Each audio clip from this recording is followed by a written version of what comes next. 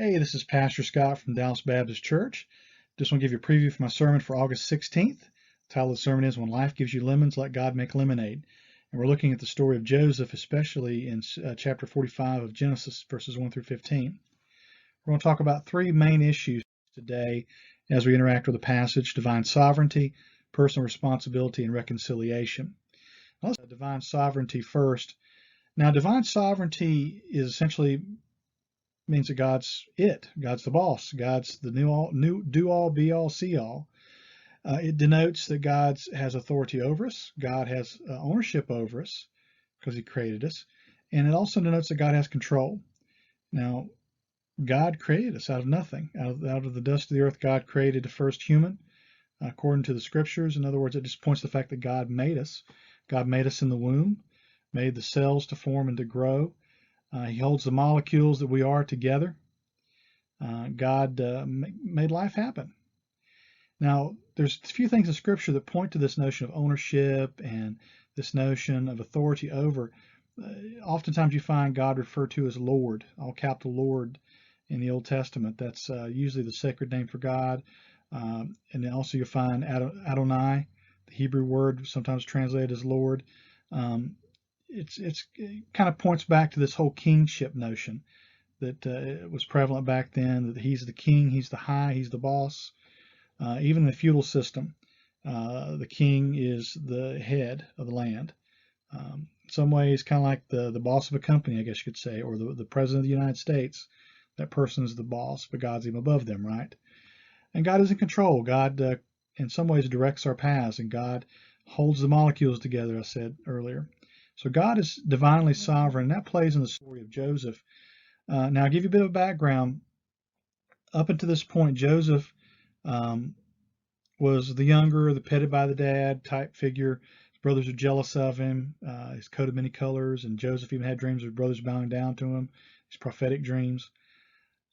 The brothers sold him into slavery, into Egypt, and he was a prisoner, but eventually rose through the ranks and became a pretty high-ranking official in Egypt, and Joseph implemented this food storage program for the lean years when the famine would come, the people would have food. Well, his brothers back in Palestine, they were hurting because of the famine in the land. So they came from Palestine to Egypt and they asked for food. They didn't realize it was his brother. And there's a little intrigue going on with stuff and a little bit of possibly some payback. But eventually Joseph reveals himself to his brothers. And in the midst of chapter 45, when he reveals himself, he says, "And now do not be distressed or angry with yourselves because you sold me here, for God sent me before you to preserve life." Now, this notion of God sending Joseph occurs at least 3 times in this passage. In other words, Joseph is saying God played this out how he wanted it to. Now, a few choices played into it, people's individual choices, but God directed the overall road of putting him in the right spot, the right time, in the right place. God is sovereign. Now, the incidences of our lives, the serendipitous moments, may seem random. They may seem to be no coherency together. They may just seem like nothing. But a lot of times God uses those moments to shape us, to point us on a certain road for his divine will, his purpose, his plan, his roadmap. God directs us. God sent us, in other words. God played. Now, personal responsibility. Now, personal responsibility does play into this. Now, we make choices. God gave us free will. God didn't make robots. God didn't make automatons. He didn't wind us up and just let us go. God gave us this notion of free will. We can choose him. We could choose different aspects of life, different paths in life. We can choose him or choose to reject him. And in fact, some philosophers, existentialists especially, would say that we're condemned to be free to choose, condemned by choice. So we take personal responsibility in our actions. We have to. Now, sadly, we do live in a culture where we often blame other people. So-and-so made me do it, or the old Flip Wilson, the devil made me do it. We have a lot of our politicians today in Washington and Raleigh blaming so-and-so, blaming this other person, not taking personal responsibility. What was it that Truman once said? The buck stops here. Now, going back to verse 5 again, it says, you know, do not be distressed or angry yourselves because you sold me here.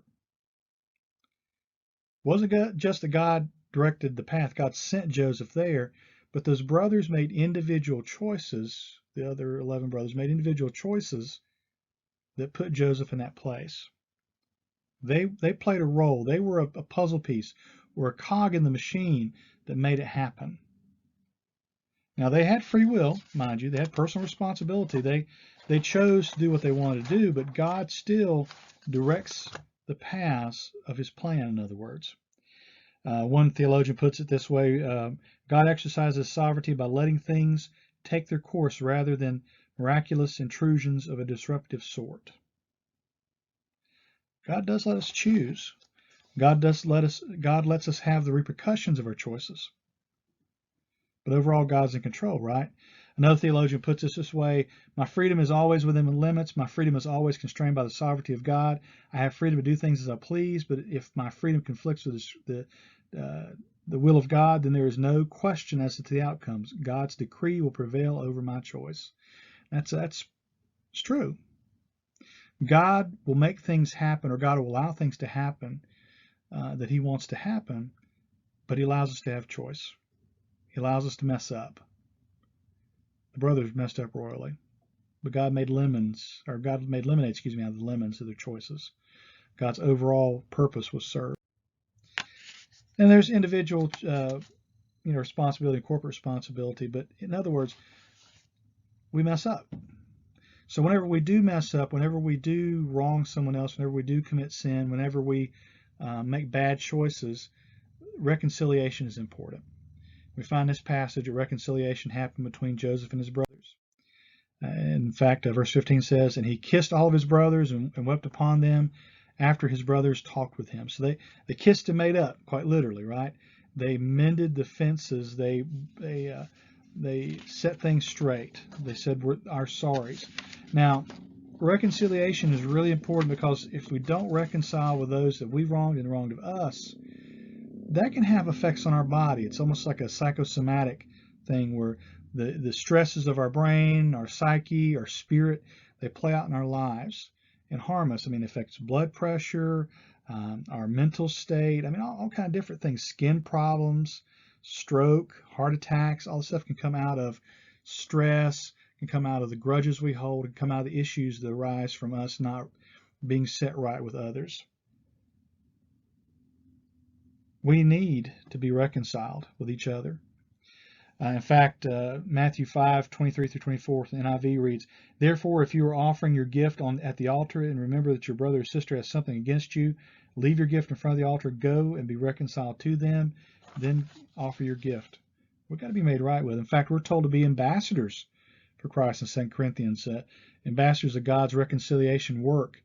Now, see, God, we're made right with God through the cross. We're set right with God. But our part of our job is to make sure that we're right with other people, that there's no ill will, and there's no grudges, there's no wrongs that we have outstanding, no debts, I guess you could say. Tom Wright, N.T. Wright, the great British Bible scholar and church leader, puts it this way. He says, Christ's death has accomplished our forgiveness. Very well, we must then pass that on to one another. We must be known as the people who don't hold grudges, who don't sulk. We must be the people who know how to say sorry and who know what to do when other people say it to us. We as Christians should be on the forefront. But how many of us hold grudges? How many of us sulk if we don't get our way? You know, I grew up in Baptist churches. I've served Baptist churches long enough that we Baptists are really bad at this. We hold grudges, business meetings, we sulk if we don't get our way. We pitch a fit, we whine, we moan. And churches have split over the color of carpet in the sanctuary. Isn't that crazy? That's ridiculous. Churches split over organs and pianos. Color the carpet. So-and-so didn't look at me right in the sanctuary. We hold grudges. We shouldn't be that way. We should be on the forefront of those saying we're sorry and be welcoming and affirming and forgiving when somebody says sorry to us. That's the point that Wright makes. Jim Wilson, another writer, puts it this way, and I love these questions here because it kind of turns it back on us. Is there anything more pitiful than someone who grows old holding grudges? Is there anything more pitiful? There's really not. Is there anything more lovely than a forgiving person full of grace and peace? When you look into the mirror, what do you see? What do you want to see? Spite, anger, and bitterness, or grace, joy, and peace? What do you want to see? God has set a path before us. God knows what's going to happen. God has planned, predestined, if you will, if you want to use that big theological term, especially if you're a Calvinist, you may want to. God's got a road map of where he wants things to go. God has let us choose a few things. We can choose how fast we're going sometimes.